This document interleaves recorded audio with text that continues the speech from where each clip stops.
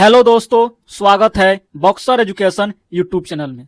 आज इस क्लास में रूपमणि पब्लिकेशन का वॉल्यूम 1 चालक सिपाही भर्ती परीक्षा 2025 ड्राइवर कांस्टेबल का प्रैक्टिस सेट देखने वाले हैं। इसमें टोटल 21 प्रैक्टिस सेट है।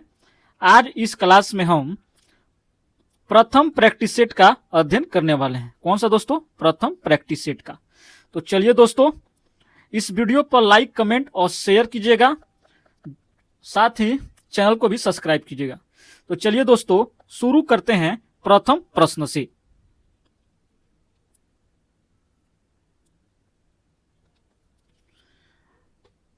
जालियांवाला बाग नरसंहार डैश को हुआ था। तो जालियांवाला हत्याकांड 13 अप्रैल 1919 ईस्वी को हुआ था। अगला प्रश्न, इनमें से किसे grand old man of India के नाम से जाना जाता है? तो ग्रैंड ओल्ड मैन इंडिया के नाम से दादा भाई नौरोजी को जानते हैं। किसे जानते हैं दोस्तों? दादा भाई नौरोजी को जानते हैं। अगला प्रश्न, हमारा सौरमंडल किस गैलेक्सी का एक हिस्सा है? तो सौरमंडल किस गैलेक्सी का हिस्सा है दोस्तों? तो यह आकाश गंगा का हिस्सा है। अगला प्रश्न, भारत छोड़ो आंदोलन किस वर्ष शुरू हुआ था? तो भारत छोड़ो आंदोलन यह कब हुआ था दोस्तों? तो यह 1942 ईस्वी को हुआ था। 9 अगस्त को भारत छोड़ो दिवस मनाते हैं। 9 अगस्त को दोस्तों भारत छोड़ो दिवस मनाते हैं। अगला प्रश्न, भारतीय संविधान का कौन सा अनुच्छेद उपाधियों के अंत को सुनिश्चित करता है? तो उपाधियों के अंत को सुनिश्चित यह अनुच्छेद 18 करता है। विश्व की सबसे बड़ी पवाल भित्ति कहां पाई जाती है? तो सबसे बड़ी पवाल भित्ति यह ऑस्ट्रेलिया में पाई जाती है। अगला प्रश्न, भारतीय स्टेट बैंक की स्थापना वर्ष किस ईस्वी में हुई थी? तो भारतीय स्टेट बैंक की स्थापना यह 1806 ईस्वी में किया गया था। और एसबीआई बैंक का राष्ट्रीयकरण 1 जुलाई 1955 को किया गया था। अगला प्रश्न, निम्नलिखित में से कौन सी नदी अरब सागर में गिरती है? तो अरब सागर में गिरने वाली नदी यह साबरमती नदी है, जो यह अरब सागर में गिरती है।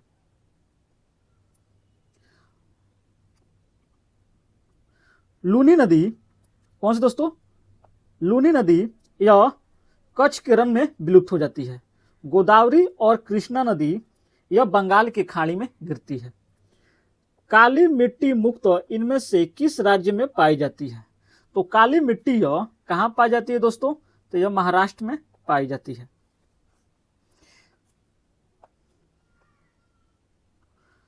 भारत का राष्ट्रीय पुस्तकालय कहां स्थित है? तो यह पुस्तकालय कोलकाता में स्थित है। टीपू सुल्तान की राजधानी कहां थी? तो टीपू सुल्तान की राजधानी यह श्रीरंगपट्टनम में थी। नौजवान भारत सभा की स्थापना किसने की थी?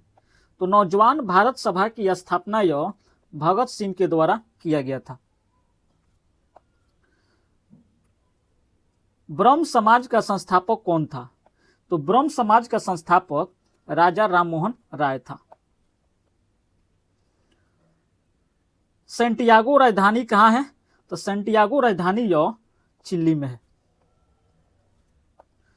भूकंप की प्रबलता मापी जाती है।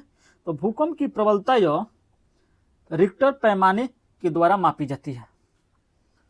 अगला प्रश्न,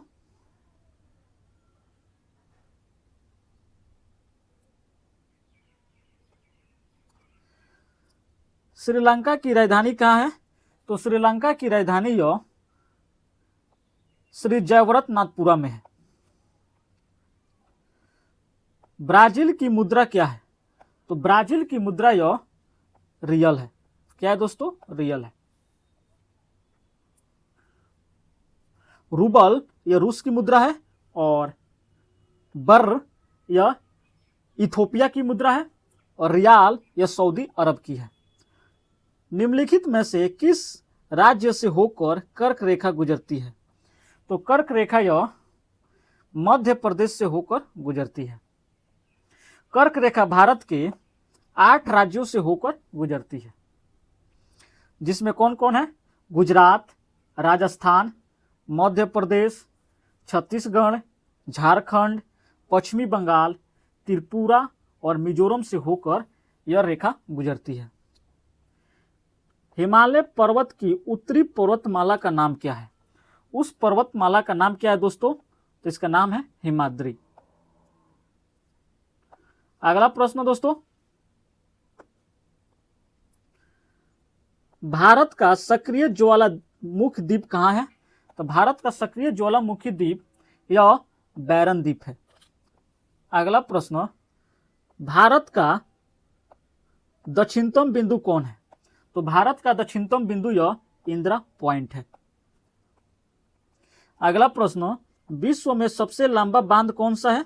तो विश्व में सबसे लंबा बांध यह हीराकुंड बांध है। अगला प्रश्न, निम्नलिखित में से कौन सी नदी अरब सागर में गिरती है? तो अरब सागर में गिरने वाली नदी नर्मदा है। अगला प्रश्न, भारत का वह राज्य जहां विश्व के थोरियम का विशाल भंडार है? तो थोरियम का विशाल भंडार कौन है? केरल है। अगला प्रश्न, भारत में चाय उत्पादन में प्रथम स्थान किस राज्य का है? तो चाय उत्पादन में प्रथम स्थान यह असम का है। अगला प्रश्न, निम्नलिखित में से कौन सा भारतीय स्टेडियम हॉकी मैचों के लिए एक प्रमुख स्थल के रूप में प्रसिद्ध है? तो कौन प्रसिद्ध है? यह कलिंगा स्टेडियम, ऑप्शन बी। अगला प्रश्न, बास्केटबॉल में 2 टीमें होती हैं और जिसमें प्रत्येक टीम में कितने खिलाड़ी होते हैं? तो प्रत्येक टीम में यह 5 खिलाड़ी होते हैं। अगला प्रश्न, निम्नलिखित में से कौन सा खेल पाकिस्तान का राष्ट्रीय खेल है? तो पाकिस्तान का राष्ट्रीय खेल कौन है? तो यह फील्ड हॉकी है।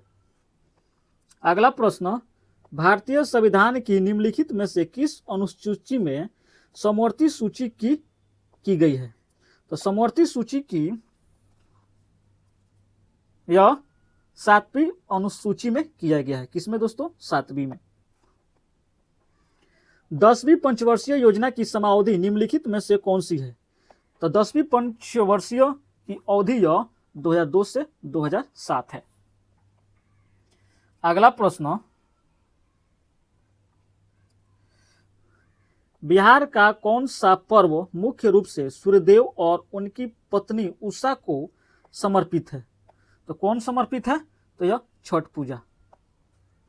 अगला प्रश्न, विश्व प्रसिद्ध मधुबनी चित्रकला का संबंध बिहार के किस क्षेत्र में है? तो मधुबनी चित्रकला का संबंध यह बिहार के मिथिला क्षेत्र से है। अगला प्रश्न, विदेशीय लोकनाट्य शैली के प्रवर्तक में कौन माने जाते हैं? तो कौन माने जाते हैं? तो यह भिखारी ठाकुर।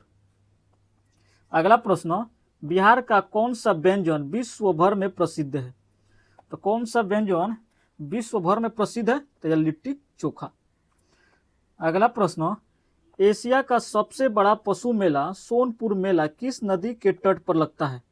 तो सोनपुर मेला यह किस नदी के तट पर लगता है? तो यह गंडक नदी के तट पर लगता है। अगला प्रश्न, श्रवणीय रेंज में नीचे आवृत्तियों के साथ ध्वनि तरंगों को क्या कहा जाता है? तो इन ध्वनि तरंगों को इंफ्रासोनिक कहा जाता है। अगला प्रश्न, 5 से 8% एसिटिक एसिड को क्या कहते हैं? तो इस एसिटिक को सिरका कहते हैं। अगला प्रश्न, एक कंप्यूटर प्रोग्राम जो सोर्स कोड को ऑब्जेक्ट कोड में बदल देता है उसे क्या कहा जाता है? तो उसे क्या कहते हैं दोस्तों? उसे हम कंपाइलर कहते हैं। अगला प्रश्न, निम्न में से कौन एलिडा वर्ड से संबंधित नहीं है? तो एलिडा वर्ड से कौन संबंधित नहीं है? तो दोस्तों एस्केरिस। अगला प्रश्न, रेगिस्तानी पौधों की बाह्य त्वचा पर मोम जैसे पदार्थ की परत पाई जाती है, वह पदार्थ क्या है? तो वह पदार्थ क्यूटीन है। बल और विस्थापन का गुणनफल क्या कहलाता है? बल और विस्थापन का गुणनफल यह कार्य कहलाता है। अगला प्रश्न, जब एक धातु पानी के साथ अभिक्रिया करती है तो कौन सी गैस निकलती है? जब कोई धातु पानी के साथ अभिक्रिया करती है तो इसमें हाइड्रोजन गैस निकलती है। अगला प्रश्न, एक वस्तु को एक अवतल दर्पण के सामने उसके फोकस बिंदु और वक्रता केंद्र के बीच स्थित एक बिंदु पर रखा गया है, निर्मित होने वाली छवि क्या होगी? तो निर्मित होने वाली छवि यह वास्तविक और उल्टी है। निम्नलिखित में से कौन सा प्रकाश संश्लेषण के लिए आवश्यक नहीं है? तो प्रकाश संश्लेषण के लिए आवश्यक कौन नहीं है? ऑक्सीजन। कंठमाला निम्न में से किसकी कमी के कारण होता है? तो कंठमाला, जिसे वाइटर के नाम से जानते हैं, यह आयोडीन की कमी के कारण होता है। प्रोफेसर असीम कुमार घोष को किस राज्य का राज्यपाल नियुक्त किया गया है? तो प्रोफेसर असीम कुमार घोष को यह हरियाणा राज्य का राज्यपाल नियुक्त किया गया है। 18 जुलाई 2025 को बिहार सरकार ने कब से राज्य के उपभोक्ताओं को 125 यूनिट तक मुफ्त बिजली देने की घोषणा की है? तो कब तक? तो यह 1 अगस्त 2025। अगला प्रश्न,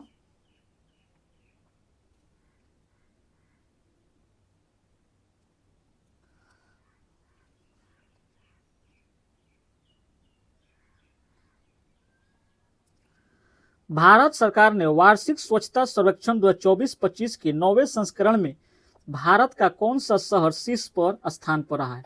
तो भारत का कौन सा शहर शीर्ष स्थान पर रहा है? तो यह इंदौर। अगला प्रश्न, विंबलडन वुमेन सिंगल 2025 का खिताब किस खिलाड़ी ने जीता है? तो किस खिलाड़ी ने जीता है दोस्तों? तो यह ईगा रियोटेक ने जीता है। किसने जीता है दोस्तों? ईगा रियोटेक ने जीता है। फीफा क्लब विश्व कप 2025 का खिताब किसने जीता है? तो यह खिताब चेल्सी के द्वारा जीता गया है। अगला प्रश्न, भारत में बैटरी पासपोर्ट प्रणाली की शुरुआत किसके नेतृत्व में की जा रही है? तो इसकी शुरुआत किसके नेतृत्व में किया जा रहा है? तो नीति आयोग के नेतृत्व में किया जा रहा है।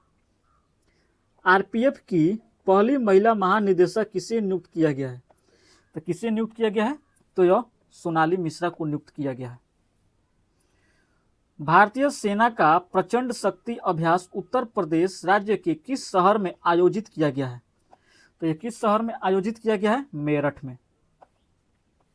अगला प्रश्न, जस्टिस सचिव सचदेवा को किस राज्य का मुख्य न्यायाधीश नियुक्त किया गया है? तो किस राज्य का इसे मुख्य न्यायाधीश? या मध्य प्रदेश। 14 जुलाई 2025 से भारतीय विदेश मंत्री एस जयशंकर किस देश की 2 दिवसीय अधिकारी दौरे पर थे? तो यह चीन। भारत का पहला एक्वाटेक पार्क किस राज्य में स्थापित किया गया है? तो भारत का पहला एक्वाटेक पार्क यह असम में स्थापित किया गया है। भारत के 87वें ग्रैंड मास्टर कौन बने हैं? तो 87वें ग्रैंड मास्टर यह हरिकृष्णन ए रॉय बने हैं।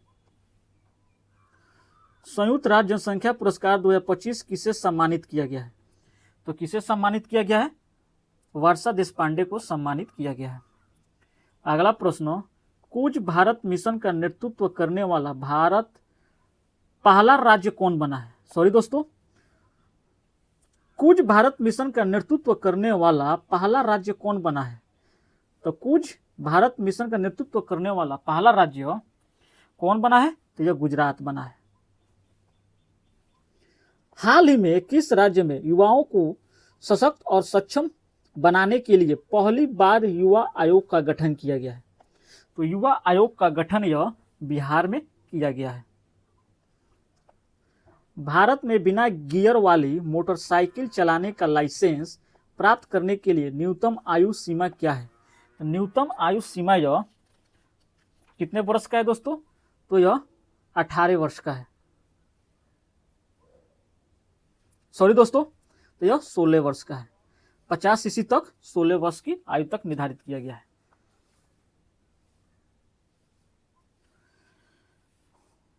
अगला प्रश्न, यदि आपका ड्राइविंग लाइसेंस खो जाता है तो आपको सबसे पहले क्या कदम उठाना चाहिए? ड्राइविंग लाइसेंस भुला जाने पर हमें पुलिस स्टेशन में प्राथमिक दर्ज करनी चाहिए और फिर डुप्लीकेट लाइसेंस के लिए आवेदन करना चाहिए। इसका आंसर होगा ऑप्शन बी। पुराना वाहन खरीदने के बाद खरीदार को कितने दिनों के भीतर अपने नाम पर स्वामित्व हस्तांतरण के लिए आरटीओ में आवेदन करना अनिवार्य है? तो आरटीओ में आवेदन करना यह 14 दिन। एक नई निजी कार या मोटरसाइकिल के पंजीकरण प्रमाण पत्र की वैधता शुरू कितनी होती है? तो वैधता शुरू यह 15 वर्ष की होती है। वैध तृतीय पक्ष बीमा पॉलिसी के बिना वाहन चलाने पर मोटर वाहन अधिनियम के तहत क्या दंड हो सकता है? तो इसके तहत क्या दंड हो सकता है? जुर्माना, 3 महीने तक का कारावास या दोनों। अगला प्रश्न, किस स्थिति में ड्राइविंग लाइसेंस के लिए मेडिकल सर्टिफिकेट जमा करना अनिवार्य है? तो जमा करना अनिवार्य है परिवहन वाहन के लाइसेंस के लिए या 44 वर्ष से अधिक आयु के आवेदकों द्वारा लाइसेंस के नवीनीकरण के लिए। इसका करेक्ट आंसर ऑप्शन सी होगा। क्या भारत में कोई व्यक्ति कानूनी रूप से एक ही समय में एक से अधिक ड्राइविंग लाइसेंस रख सकता है? तो रख सकता है दोस्तों? नहीं, यह मोटर वाहन अधिनियम 1988 के तहत एक दंडनीय अपराध है। इसका करेक्ट आंसर ऑप्शन सी होगा। वाहनों के पंजीकरण के नवीनीकरण के लिए आवेदन कब किया जाना चाहिए? तो इनका आवेदन पंजीकरण की समाप्ति तिथि से 60 दिनों से अधिक पहले करना चाहिए। यातायात पुलिस अधिकारी या परिवहन विभाग के अधिकारी द्वारा मांगे जाने पर एक ड्राइवर को कौन से दस्तावेज प्रस्तुत करना अनिवार्य है? तो कौन सी दस्तावेज प्रस्तुत करनी अनिवार्य है? ड्राइविंग लाइसेंस, पंजीकरण प्रमाण पत्र, बीमा प्रमाण पत्र और प्रदूषण नियंत्रण प्रमाण पत्र अनिवार्य है। करेक्ट आंसर ऑप्शन बी होगा। अगला प्रश्न,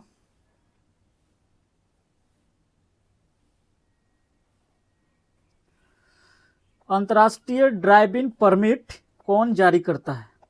तो अंतर्राष्ट्रीय ड्राइविंग परमिट यह आवेदक के क्षेत्र का संबंधित क्षेत्रीय परिवहन कार्यालय आरटीओ जारी करता है। मोटर वाहन अधिनियम की किस धारा के तहत शराब पीकर गाड़ी चलाना एक अपराध है? तो शराब पीकर गाड़ी चलाना यह धारा 185 के तहत यह अपराध है। शिक्षार्थी लाइसेंस जारी होने की तारीख से कितनी अवधि के लिए वैध होता है? तो यह कितनी? तो यह 6 महीने के लिए वैध होता है।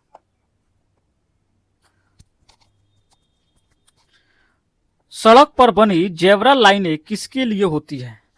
तो जेब्रा लाइन यह किसके लिए होती है दोस्तों, बताइएगा? तो यह पैदल यात्रियों के सड़क पार करने के लिए होती है।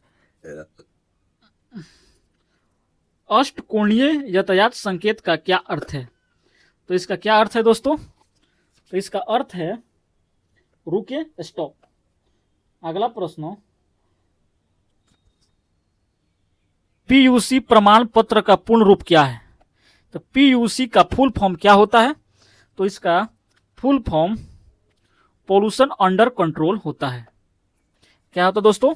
Pollution under control. चलिए दोस्तों देखते हैं अगला प्रश्न,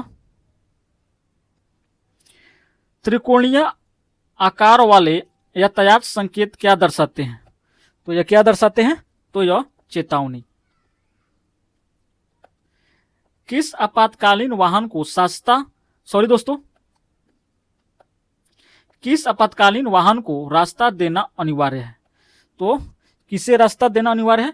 उपयुक्त में से सभी, सरकारी वाहन, पुलिस वाहन, एम्बुलेंस और अग्निशामक वाहन, इन तीनों को सबसे पहले रास्ता देना चाहिए। बिना बीमा के वाहन चलाना मोटर वाहनों अधिनियम की किस धारा का उल्लंघन है? तो किस धारा का उल्लंघन है? धारा 196। अगला प्रश्न, नीले रंग की पृष्ठभूमि वाले गोलाकार सड़क संकेत क्या बताते हैं? तो यह संकेत अनिवार्य निर्देश बताते हैं। वाहन चलाते समय मोबाइल फोन का उपयोग करना किस नियम के तहत प्रतिबंधित है? तो किस नियम के तहत प्रतिबंधित है? उपयुक्त में से सभी। खतरनाक ड्राइविंग, ध्यान भटकाकर ड्राइविंग और लापरवाही से ड्राइविंग। इंजन ऑयल को नियमित रूप से क्यों बदलना चाहिए? तो नियमित रूप से इसे क्यों बदलना चाहिए? इंजन के चले पुर्जों को चिकनाई देने और घिसाव से बचाने के लिए। अगला प्रश्न, वाहन की लेड एसिड बैटरी में इलेक्ट्रोलाइट का स्तर कम होने पर क्या मिलाना सबसे उपयुक्त है? तो सबसे उपयुक्त क्या है? डिस्टिल्ड वाटर, आशुतोष जल। अगला प्रश्न,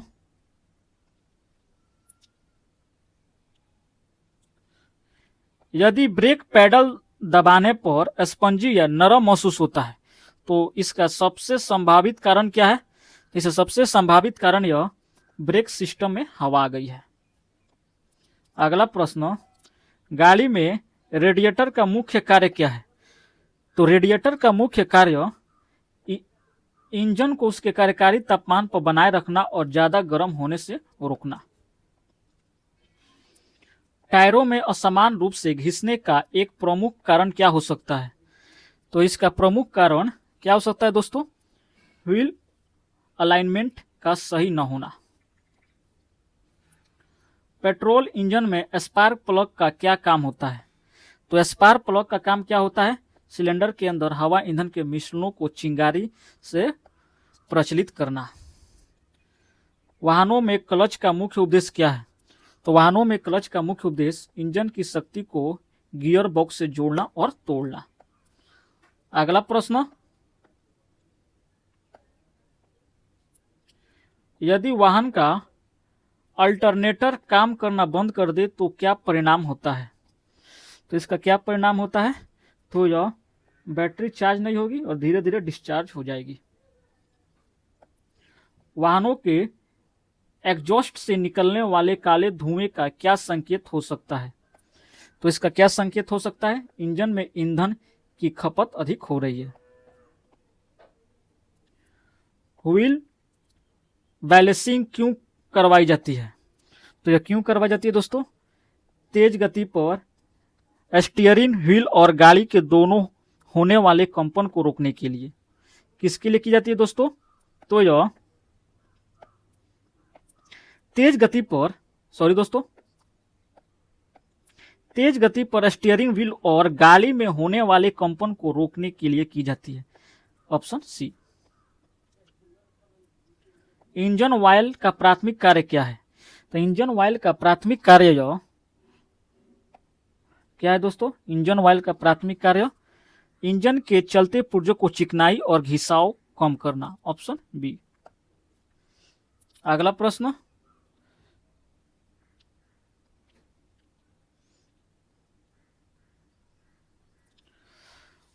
वाहन के रेडिएटर में शीतलक का उपयोग क्यों किया जाता है? तो शीतलक का उपयोग क्यों किया जाता है दोस्तों? इंजन को अत्यधिक गर्म होने और जमने दोनों के बचाने के लिए। Option B. यदि कार के एग्जॉस्ट से नीला धुआं निकल रहा है तो यह किस बात का संकेत है? तो यह किस बात का संकेत है? इंजन ऑयल कम्बशन चैम्बर में जल रहा है। वाहनों में अल्टरनेटर का प्रमुख कार्य क्या है? तो अल्टरनेटर का प्रमुख कार्य बैटरी को चार्ज करना और विद्युत उपकरणों को बिजली देना। Option B. व्हीकल अलाइनमेंट क्यों आवश्यक है? तो क्यों आवश्यक है दोस्तों?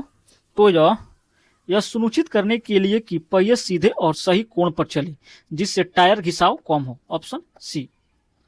अगला प्रश्न, मैनुअल ट्रांसमिशन वाली गाड़ी में क्लच की क्या प्रमुख भूमिका है? तो क्लच की प्रमुख भूमिका इंजन के शक्ति को गियर बॉक्स से जोड़ना और अलग करना। Option B. अगला प्रश्न, ब्रेक फ्लूइड का स्तर कम होने का सबसे आम लक्षण क्या है? तो सबसे आम लक्षण यह क्या है दोस्तों? ब्रेक पेडल का नरम या बहुत नीचे तक जाना। इसका करेक्ट आंसर ऑप्शन बी होगा। अगला प्रश्न, टायरों में नाइट्रोजन गैस भरवाने का एक प्रमुख लाभ क्या है? तो इसका प्रमुख लाभ क्या है दोस्तों? तो यह एक सामान्य हवा की तुलना में लंबे समय तक सही दबाव बनाए रखती है। Option B. अगला प्रश्न, वाहन के सस्पेंशन सिस्टम में शॉक एब्जॉर्बर का क्या काम है? तो शॉक एब्जॉर्बर का कार्य क्या है दोस्तों? तो यह है सड़क के झटकों को नियंत्रित करना और आरामदायक सवारी देना। Option C. अगला प्रश्न, स्पार्क प्लग का कार्य किस प्रकार के इंजन में होता है? तो यह किस प्रकार के इंजन में होता है? Petrol engine. इसका करेक्ट आंसर ऑप्शन सी होगा। धन्यवाद दोस्तों, इस वीडियो पर लाइक, कमेंट, शेयर और हमारे चैनल को सब्सक्राइब कीजिए दोस्तों। मिलते हैं हम अब अगले